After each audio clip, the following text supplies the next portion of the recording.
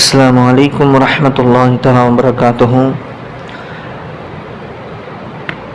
أعوذ بالله من الشيطان الرجيم. بسم الله الرحمن الرحيم. 5 நிமிட மதரசா குர்ஆன் ஹதீஸின் ஒளியில் 1வது தலைப்பு இஸ்லாமிய வரலாறு. பெருமானா ஸல்லல்லாஹு அலைஹி வஸல்லம் அவருடைய வரலாற்று தொடரை பார்த்து கொண்டிருக்கிறோம். மதீனாவிற்கு வந்த பிறகு நிகழக்கூடிய காட்சிகளையும் தொடர்களையும் பார்த்து கொண்டிருக்கிறோம். அந்த வகையில் இன்று மதுவுக்கு தடை செய்யப்பட்ட அந்த வரலாற்று பகுதியை பார்ப்போம். முஸ்லிம்கள் இஸ்லாமிய சூழலில் வாழ்ந்திடவும் இறை ஆணைப்படை செயல்படவும் மதீனாவில் ஏதுவான சூழ்நிலை அல்லாஹ் தஆலா உருவாக்கினான். அறியாமை காலத்தின் சடங்குகள், தீய பழக்க வழக்கங்கள் யாவற்றையும் முடிவுக்கு கொண்டு வந்து இஸ்லாமிய வாழ்வியல் நடைமுறையை உலகில் ஏற்படுத்துவதே இறைவனின் நோக்கமாகும்.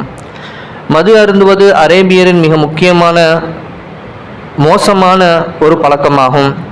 அவர்களின் நாடி நரம்புகளெல்லாம் மதுவின் மோகம் குடிகொண்டிருந்தன. எனவே மது மற்றும் சூதாட்டம் பற்றி முதல் ஆணை ஹிஜ்ரி 3ஆம் ஆண்டு அருளப்பட்டது. மதுவினால் நன்மைக்கு பதிலாக தீமையே அதிகம் உள்ளது, ஆனால் அறிவும் உணர்வும் வழங்கிவிடுகின்றன என இறைவன் கூறியதும் சிலர் அதை விட்டொழித்தனர். பிறகு மது அருந்தி போதையின் நிலையில் தொழாதீர் என்று 2வது கட்டளையை இறக்கியருளினான் அல்லாஹ். இந்த இறை வசனத்தை செவியேற்றதும் கண்ணியமிக்க சஹாபாக்கள் தொழுகை நேரத்தில் மது அருந்துவதை தவிர்த்தார்கள். பிறகு மதுவை எப்போதும் அருந்தக்கூடாது என திட்டவட்டமாக அறிவித்து சூரா அல் மாஇதா அத்தியாயத்தின் 3வது வசனம் அருளப்பட்டவுடன் சஹாபா பெருமக்கள் தம்மிடம் உள்ள மது குடங்குகளை தூக்கி எறிந்தார்கள். அதனால் மதீனாவின் தெருக்களிலும் வீதிகளிலும் மது ஆறாக ஓடின. அது மட்டுமல்ல, மது சம்பந்தப்பட்ட பாத்திரங்கள், கோப்பைகள் அனைத்தையும் மதீனாவின் வீதியிலே போட்டுடைத்தார்கள் சஹாபாக்கள். இதான் சஹாபாக்கள். ஒரு கட்டளை வந்துருச்சுன்னு அதுக்காக அது முழுசாக தன்னை மாற்றிக்குவாங்க. 2வது தலைப்பு அன்னலாரின் அற்புதம். சாபித் ரலியல்லாஹு அவர்களுக்கான முன்னறிவிப்பு. நபி ஸல்லல்லாஹு அலைஹி வஸல்லம் அவர்கள் சாபித் இப்னு கைஸ் ரலியல்லாஹு அவரிடம், நீர் நன்கு வாழ்ந்து ஷஹீத் மௌத் அடைந்து சூனத்தில் புகுந்திட உனக்கு விருப்பம் இல்லையா என கேட்டார்கள். அதற்கு அந்த சஹாபி சாபித் ரலியல்லாஹு அவர்கள் கூறினார்கள், யா ரசூலுல்லாஹ், ஏன் இல்லை என்றார். அவ்வாறே அவர்கள் நல்ல வாழ்க்கை வாழ்ந்து அல்லாஹ்வின் பாதையில் வீர மரணம் அடைந்து இறைவனிடம் சென்றடைந்தார்கள். 3வது தலைப்பு ஒரு ஃபர்லை பற்றி. பாகப்பிரிவினையில் பெண்ணின் பங்கு. குர்ஆனில் அல்லாஹ் தஆலா கூறுகிறான், உங்கள் மக்களில் ஒரு ஆணுக்கு 2 பெண்களுக்கு கிடைக்கும் பங்கு போன்று கிடைக்கும் என்று அல்லாஹ் உங்களுக்கு உபதேசிக்கிறான். சூரா நிசாவிலே அல்லாஹ் இந்த கட்டளை கூறுகிறான். இந்த ஆயத்தினுடைய விளக்கமாவது, பெற்றோரின் சொத்தில் ஆணுக்கு 2 பங்கும் பெண்ணுக்கு 1 பங்கும் ஆகும். இதை கொடுப்பது ஃபர்லான விஷயமாகும். இந்த சொத்தை பிரித்து கொடுப்பது ஃபர்லான விஷயமாகும். 4வது தலைப்பு ஒரு சுன்னத்தை பற்றி. குழப்பவாதிகளை மிகுத்திட ஓதும் துஆ. குழப்பம் செய்வோரை வென்றிட எப்போதும் இந்த துஆவை ஓதி வாருங்கள்.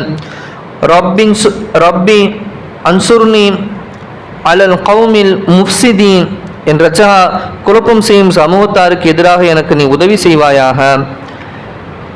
5வது தலைப்பு ஒரு முக்கிய அமலின் சிறப்பு. அல்லாஹ்வின் பாதையில் காவல் புரிதல். அல்லாஹ்வின் பாதையில் ஓர் இரவு கண்விழிக்கும் காவல் புரிவது 1000 இரவுகள் வணங்கி 1000 பகலில் நோன்பு நோற்பதை விட சிறந்ததாகும் என்பதாக நபி ஸல்லல்லாஹு அலைஹி வஸல்லம் அவர்கள் நவின்றார்கள். 6வது தலைப்பு ஒரு பாவத்தை பற்றி. இறை மறுப்பாளர்களின் வேதனை.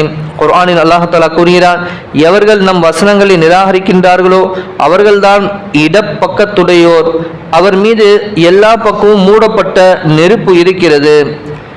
7வது தலைப்பு உலகத்தை பற்றி. மனைவி மக்களிடையே எச்சரிக்கை தேவை.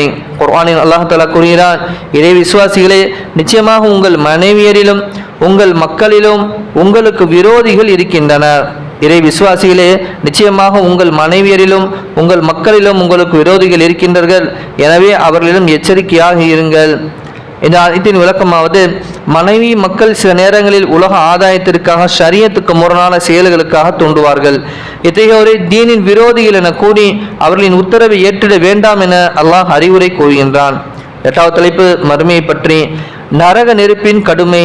நரக நெருப்பு 1000 ஆண்டு எரிக்கப்பட்டது, அது சிவப்பாக ஆனதும், மீண்டும் 1000 ஆண்டு எரிக்கப்பட்டு அது வெண்மையானதும், பிறகு மீண்டும் 1000 ஆண்டு எரிக்கப்பட்டதும் அது கருமையானது என அண்ணல் நபி ஸல்லல்லாஹு அலைஹி வஸல்லம் அவர்கள் நரக நெருப்பை குறித்து கூறினார்கள். 9வது தலைப்பு நபி வழி மருத்துவம். உடம்புக்கேற்ற உணவு.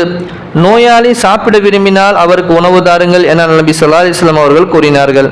இந்த ஹதீஸின் விளக்கமாவது, உடம்புக்கு ஏற்ற உணவாக இருந்து அது ஜீரணிப்பதில் சிரமம் ஏதுமில்லை என்றால் நோயாளிக்கு தரலாம், இல்லை என்றால் தரலாகாது.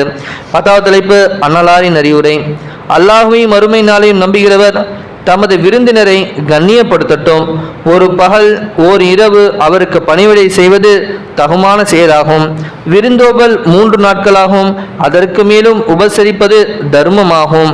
விருந்தினர் அதிக நாட்கள் தங்கியிருந்து உறவினரை சிரமத்தில் ஆழ்த்திடக்கூடாது என அன்-நபி ஸல்லல்லாஹு அலைஹி வஸல்லம் அவர்கள் பகர்ந்தார்கள். இந்த ஹதீஸ் சஹீஹ் புகாரிலே பதிவு செய்யப்படுகிறது. வல்லல்லாஹ் எந்த நலவை நமக்கு ஏவினானோ அதன்படி அமல் செய்யக்கூடிய பாக்கியத்தையும், எதை விட்டு தவிர்ந்திருக்கும்படி நமக்கு ஏவினானோ அதை விட்டு தவிர்ந்திருக்கக்கூடிய பாக்கியத்தையும், கலிமாவுடைய வாழ்க்கையை வாழ்ந்து கலிமாவுடன் மரணிக்கக்கூடிய பாக்கியத்தை நம் அனைவருக்கும் அல்லாஹ் தந்தருள் புரிவானாக. சுப்ஹானல்லாஹி பிஹம்திஹி சுப்ஹானக்கல்லாஹும்ம பிஹம்திக அஷ்ஹது அல்லா இலாஹா இல்லா அன்த அஸ்தக்ஃபிருக வ அத்தூபு இலைக்.